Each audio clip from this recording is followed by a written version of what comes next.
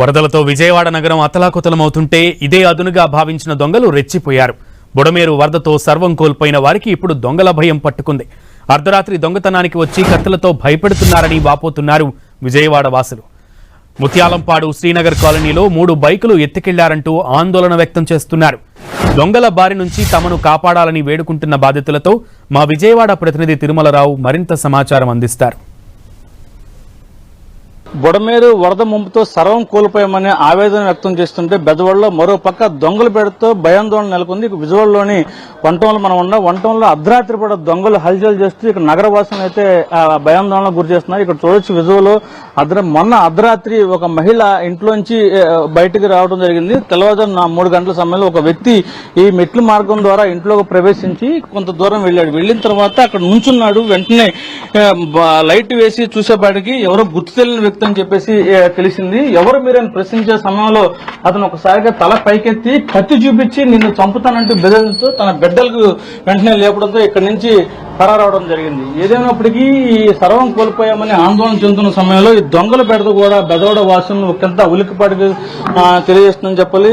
ఏదేమైనప్పటికీ ఈ దొంగల భయంతో బెజవాడ వాసులు అయితే భయాందోళన నెలకొన్నారు. పోలీసులు అందరూ ఈ ఏదైతే ఉందో ఈ వరదల సంబంధించి నిమగ్నమయ్యి వరద బాధితులను ఆదుకునేందుకు వెళ్తుంటే దొంగలు చేతువాటాన్ని తీసేందుకు కూడా ప్రయత్నిస్తున్నారు. దీంతో బెజవాడలో పక్కన సర్వం కోల్పోయాము, అన్ని వరద నీటికి కోల్పోయాము, కానీ దొంగల బాధ ఏంటి బాబో అంటూ ఇక్కడ ఉన్న బెజవాడ వాసులు అయితే ఆందోళన అయితే వ్యక్తం చేస్తున్నారు.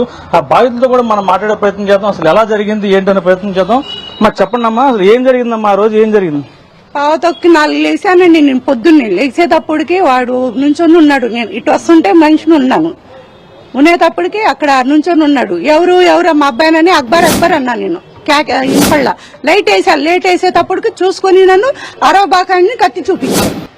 ఏంటమ్మా ఆ టైంలో కత్తి చూపించి మిమ్మల్ని బెదిరించడం జరిగిందా? మీ పిల్లలు బయటకు వచ్చేప్పుడు ఏం జరిగింది? అసలు వెళ్ళిపోయాడండి వాడు. వెళ్ళిపోయి ఆ పక్క సందులో ఉన్నాడంట. ఒక అబ్బాయి చెప్పాడు మాకి. ఇది అలా వస్తే ఎలాగా? అసలు మాకు తెలియదు వాడు ఎవరో ఏంటనని.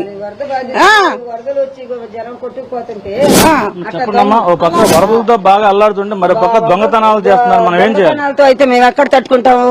కత్తులు చూపిస్తే ఎలాగా? కత్తులు చూపిస్తానికే వస్తున్నారా మాకు? మరి మేము ఎట్ట బతకాలి?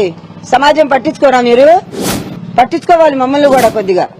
ఇది ఓ పక్కన వరదతో అల్లాడుతుంటే మరో పక్కన ఈ దొంగలు పెడితే మేము ఉండలేకపోతున్నామని చెప్తున్నారు. ఈ పక్కన మనం కవర్ చేస్తున్న సమయంలోనే విజయవాడ ముత్యాలంపాడు చెందిన ఒక పిల్లడు రావడం జరిగింది. బాబా అసలు ఏం జరుగుతుంది మీ ఇంట్లో, మీ ఏరియాలో ఎన్ని బైకులు పోయినాయి? 2 బళ్ళు పోయినాయి. మాది శ్రీనగర్ కాలనీ 5th లైన్. మాది గ్లామర్ బండి ఒకటి, ఎన్ఫీల్డ్ బండి ఒకటి పోయింది. అదే కూడా మళ్ళీ టైం వాన పడుతున్నాయి కాబట్టి అక్కడ ఏ టైం అనేది మనకు తెలియదు. చీకటిగా ఉంటుంది కదా.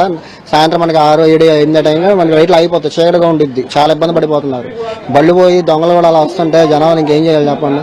సీసీ ఫుటేజ్లు ఉన్నా, అసలు పోలీసులు తిరుగుతున్నా ఏరియాలో దొంగలు పడ్డారంటే ఇంకా చాలా చూసుకోండి. ఇంకా మీరే చెప్పాలి. ఇంకా మీరు ఈ పోలీసులకి ఏమైనా కంప్లైంట్ చేయడం జరిగిందా ఈ దొంగలు పడ్డారని? మా బాధ తెలియదండి. మరి చెప్పడం అయితే చెప్పారు. మరి చూసుకున్నారు. మా సందులో మా ఇంటి ఎదురుకుంటే బండి పోయిందని అన్నారు. అవతల సందులో 3వ సందులో ఎన్ఫీల్డ్ బండి పోయింది. రైట్. ఇది ఓ పక్క వరదతో అల్లాడుతుంటే ఇదే అదును చూసి కేటుగాళ్లు వేటు వేయడానికి కుటుంబాలు చూపి పడడం జరిగింది. కత్తులు చూపించి బెదిరిస్తున్నారు.